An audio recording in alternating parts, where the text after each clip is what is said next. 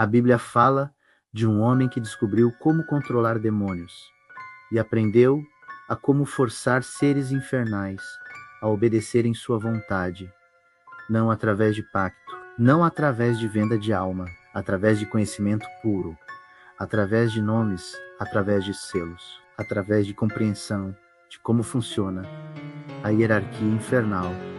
Salomão, rei de Israel, filho do rei Davi, construtor do templo, homem mais sábio de seu tempo, o homem que descobriu o maior segredo que a igreja depois tentaria queimar. A pergunta que permanece na tradição oculta não é: Salomão foi grande rei? A pergunta é: como um homem conseguiu subjugar seres que transcendem morte? Há duas Bíblias quando se trata de Salomão. Uma é a que você conhece. Rei piedoso, sábio, escolheu sabedoria em vez de riquezas, e Deus recompensou com ambas. Construiu o templo, tinha 700 esposas. Era justo, era nobre, mas a segunda Bíblia, a que não é ensinada em igrejas, a que existe em textos apócrifos, em livros que foram considerados heréticos, em conhecimento que a igreja decidiu era perigoso demais para povo comum. Nessa Bíblia, Salomão é diferente. Salomão é homem que aprendeu a linguagem que transcende poder material, que compreendeu a estrutura infernal, que desenvolveu um método de controle absoluto sobre seres demoníacos. Tudo começa com um problema que nenhuma sabedoria convencional consegue resolver. Salomão herdou o reino de seu pai, mas Davi foi guerreiro, conquistou através de força. Davi já era velho quando Salomão nasceu, e reino que herda está instável. Vizinhos o ameaçam, inimigos conspiram. Poder de seu pai foi poder de espada. Salomão precisa de algo além disso. Precisa de conhecimento que nenhum general consegue oferecer. Precisa de compreensão de forças que não podem ser vencidas por exército normal. Oferendas a Deus não trazem essa resposta. Rezas não trazem.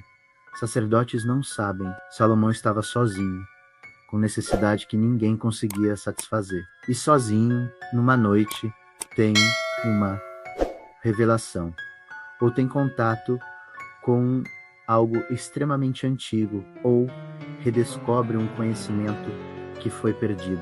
Alguns textos falam que foi uma visão, alguns falam em encontro com um anjo que revelou. Alguns falam em descoberta de textos antigos que guardavam saber pré-diluviano. Todos concordam.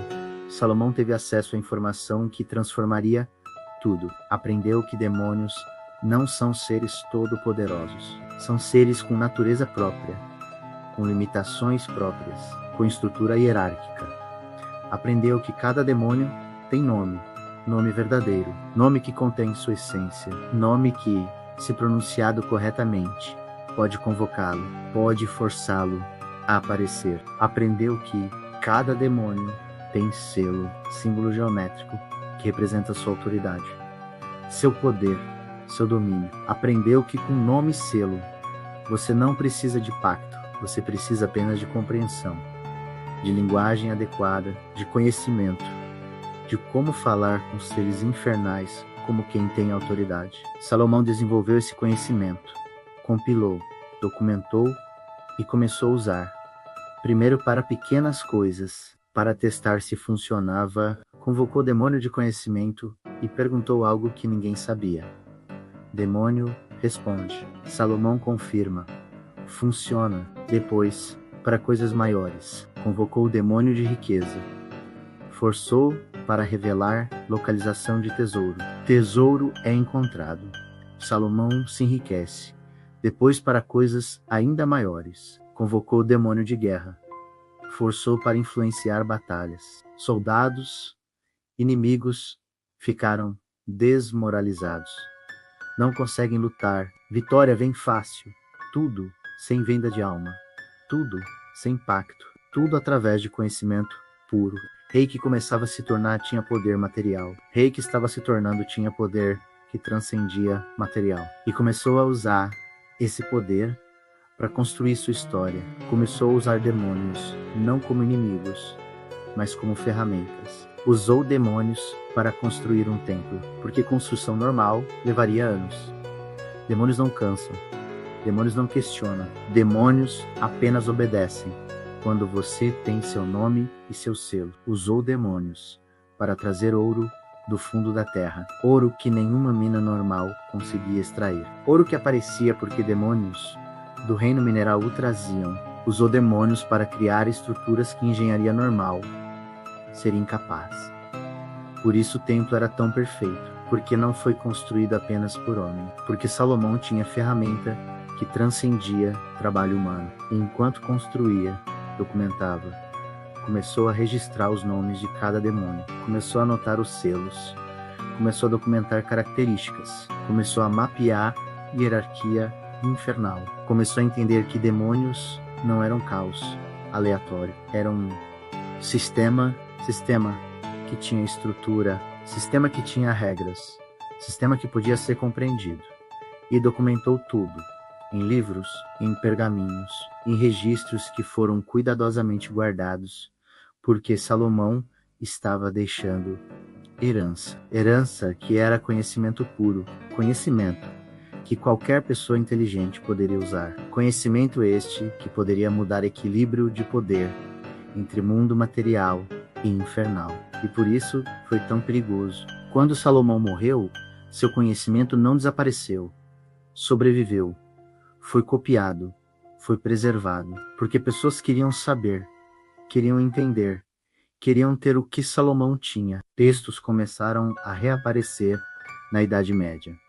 Grimórios, livros que descreviam procedimentos para invocar demônios, livros que utilizavam o simbolismo de Salomão, livros que eram baseados diretamente em conhecimento que Salomão havia compilado. Um deles é famoso, chamado Chave de Salomão, Clavicula Salomonis, em latim, texto que detalha círculos mágicos de proteção, que detalha nomes verdadeiros de demônios, que detalha como convocar cada um, que detalha selos que forçam obediência, que detalha correspondências entre demônios e esferas de influência. Texto afirma que foi escrito por Salomão, ou compilado baseado em documentos de Salomão, ou contém fragmentos diretos de seu conhecimento.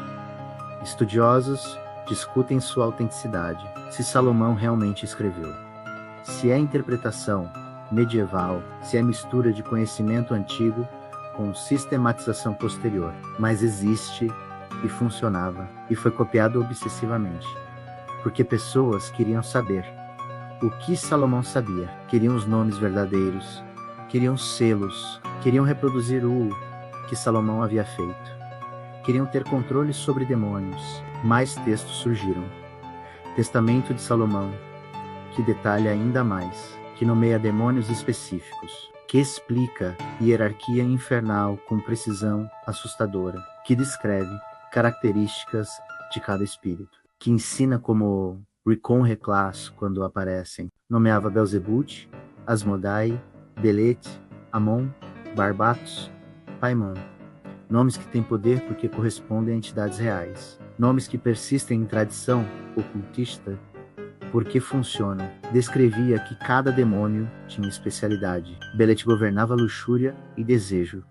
Asmodai governava ódio e vingança. Amon governava morte e destruição. Barbatos governava tesouro e riqueza. Paimon governava conhecimento e magia. Descrevia que Salomão tinha domínio sobre todos, porque tinha nomes verdadeiros, porque tinha selos, porque demônios não tinham como recusar quando invocados corretamente. Mais tarde viriam outros grimórios. Lemegeton, Grande Grimório, Livro Vermelho de Apam, todos baseados em conhecimento que Salomão havia estabelecido, todos ensinando a mesma coisa: como convocar demônios, como forçar a obediência, como utilizar seres infernais como ferramenta própria, e todos reconhecendo que Salomão foi primeiro, que foi ele quem descobriu a chave, que foi ele quem mapeou o sistema. A igreja percebeu o perigo, não porque demonismo fosse real, mas porque funcionava, porque pessoas que seguiam instruções de Salomão conseguiam resultados, conseguiam riqueza, conseguiam poder, conseguiam influência, poder que vinha de fonte que a igreja não conseguia controlar. Poder que transcendia hierarquia eclesiástica. Poder que qualquer pessoa podia ter se tivesse conhecimento certo. Por isso queimou os grimórios. Por isso executou ocultistas. Por isso tentou apagar conhecimento de Salomão. Porque se o povo soubesse que podia convocar demônios sem intermediário de padre, sem necessidade de igreja, então a autoridade da igreja desaparecia. Mas conhecimento é impossível de destruir completamente. Apenas é dispersado, escondido, preservado em círculos secretos.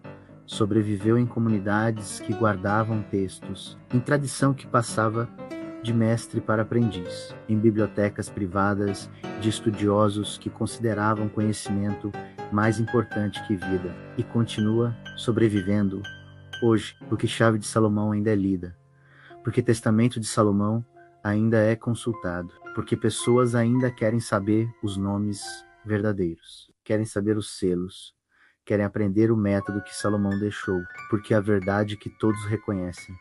Conhecimento é poder. Compreensão de como funcionam coisas permite controle sobre elas. Se você sabe o nome correto de demônio, se você sabe o selo, se você sabe como chamar, você tem poder. Salomão simplesmente foi honesto sobre isso. Simplesmente compilou o conhecimento. Simplesmente deixou herança para quem tivesse intelecto para compreender. A questão que permanece é: Salomão aprendeu o segredo que já existia ou criou um novo sistema de conhecimento? Porque se demônios reagem a nomes e selos, isso significa que o universo opera sob regras específicas, que realidade tem estrutura, que conhecimento correto pode contornar qualquer limitação.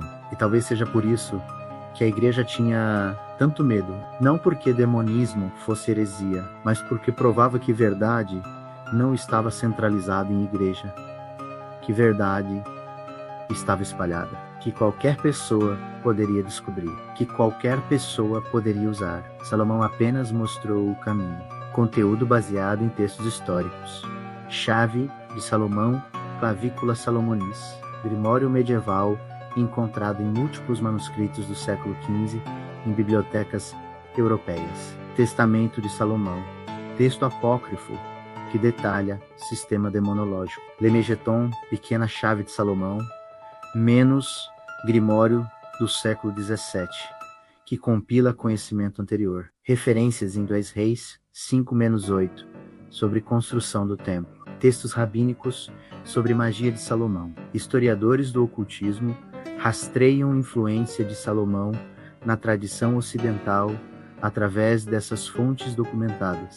O intuito do vídeo é meramente narrativo, não afirmando que o conteúdo dos pergaminhos podem realmente funcionar.